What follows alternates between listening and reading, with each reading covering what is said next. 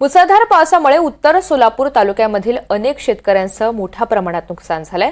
वादळी वारे आणि मुसळधार पावसानं उत्तर सोलापूर तालुक्यामधील साखरेवाडी या गावातील एका शेतकऱ्याच्या घराचं छत उडून गेलं आणि भिंत सुद्धा कोसळली। साखरेवाडी गावामध्ये शेतात मोठ्या प्रमाणात पाणी साचलंय आणि त्यामुळे भुईमुगाच्या शेंगा जमिनीमध्ये कुजलेल्या आहेत, तर उन्हाळी कांदा, सोयाबीन, उशिरा पेरणी झालेल्या ज्वारी यासारख्या पिकांचं सुद्धा मोठं नुकसान झालं। दरम्यान उत्तर सोलापूर तालुक्यामधील साखरेवाडी येथील ग्रामस्थ आता या नुकसानीच्या पंचनाम्याची प्रतीक्षा करतायत।